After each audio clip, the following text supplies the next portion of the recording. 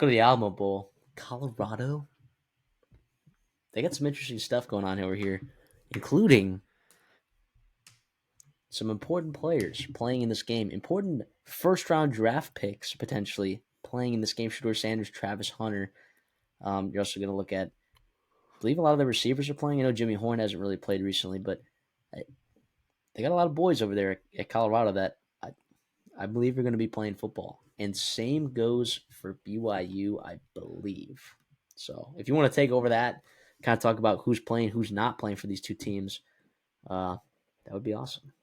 Yeah, so BYU has a couple wide receivers that are going to be missing. Obviously, a little bit less of a huge difference maker. It's Cody Epps, solid football player, but he's gone. He's also been hurt too, so not a huge deal there for BYU. Huge adjustment for them, but they do have their probably best wide receiver in Darius Lassiter, who's going to have to sit out, or one of their best receivers. I'll say Robert's pretty damn good too, but Lassiter's going to have to sit out in that first half because he had an unsportsmanlike penalty against Houston that last game. Sucks for them, sucks for him. Which, we'll see what happens because he's one of the better slot receivers they have. And guess who's gone for Colorado is the slot cornerback and Preston Hodge. Obviously he got hurt. He's also in the was he the portal? I think he's in the portal too, or he's at least opting out though. Regardless, they're not going to have him for this game. And BYU is going to have just about everybody on that defense, right? So you've got a couple, maybe, a defensive lineman. You've got Crew Wakely, right, that are gone. But everyone else seems to be back. I think you're going to get Harrison Taggart back. That's the hope there, the linebacker, very good linebacker for him. So it'll be interesting because BYU is going to have to really get after this Shedeur Sanders because when he is obviously it's one of the best quarterbacks in the country, right? No doubt about that. He's got really good weapons around him, even if Horn doesn't play, right? You got Wester, you've got a ton of guys there, right? Obviously Travis Hunter, the Heisman, blah, blah, blah. Shepard, great. But when he is under pressure, right, his quarterback or his passing grade on PFF drops 30 points, right? It goes from elite 93 down to a little above average and 63.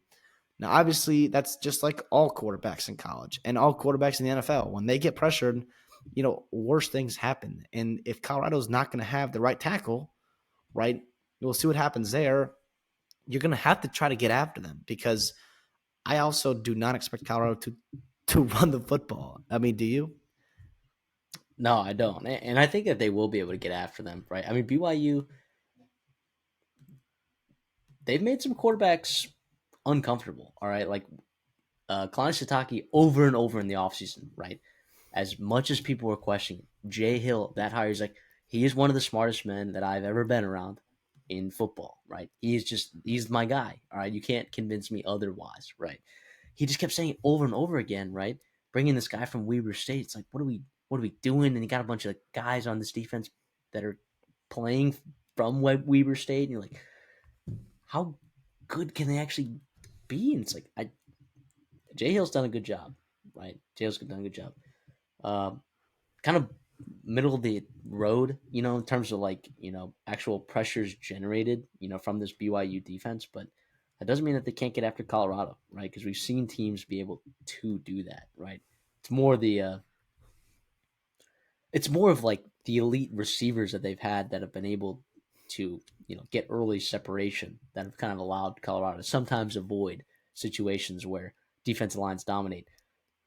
In a game like you're playing against Nebraska early in the season, yeah, that wasn't necessarily the case. You can't really separate when the defensive line's on your quarterback in 1.5 seconds, right? So, yeah, I think I'm going to take Colorado and I'm going to lay the 3 because I do think Colorado's a better team than BYU. But like you said, missing a starting offensive lineman on a team that, maybe doesn't have a ton of offensive line depth or at least experienced offensive line depth there, that'll be really interesting. And then I'm assuming that Colorado plays all of their players for the full game, but, I mean, is there a situation where they sit guys in the second half? I don't think so, but I don't know. It's something that you talked to me off air about that you were a little bit concerned about. I was, and that's why you'll see on my best bets here. if I was confirmed that like, oh yeah, Colorado, but also I do think too like Lassiter missing the first half too. Might be better to bet the first half in this game. But yeah, exactly. But also too, like I think Travis Hunter is like he's. I don't think you're gonna talk him off the field, right? And I think if Travis is out there, I think Shador will be out there as well. So it'll be interesting too. I hate to even bring it up because it sucks that we talk about this in college football right now. But if I like Colorado's got a lot of players that could be really high draft picks, and that would suck if something happens to him, right? And I hope they don't because you're seeing Cam Ward, you're seeing Hunter and Shador and all these guys playing, and it's freaking awesome that we don't have these crazy stars opting out in college football. All of our finalists and the Heisman are playing football, right? When their teams like, I think it's freaking awesome.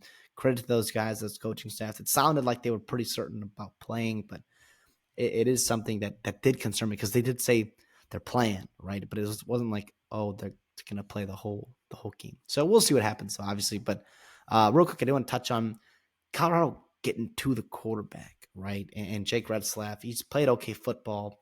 I think, honestly, and in some spots you've played really good football in clutch spots. But what Colorado does well is they get after the quarterback, right? So 191 pressures is pretty good, right, in college football. But what's really freaking good is 39 sacks, right? That pressure to sack ratio, when you are getting after the quarterback, when you're affecting the throws, you're also getting to him at a lot higher rate than BYU is, right? BYU is only at 171 pressures, so a little bit less, but 16 sacks. That's 20 less sacks. And if you're BYU to change that, Tyler Betty's a guy that's going to have to get going. Shador has taken a lot of sacks, in his whole career, but this year too, a lot of that is him making plays, but a lot of that too is, he's attempting the ball 454 times. Like you're going to have 38 sacks if you're doing it that much. Some of it is self-imposed. He does a good job at sack avoidance too, but he also holds the ball, potentially trying to make a play, which is fine and whatever. But he's still a really freaking good football player, and there is a significant quarterback edge here.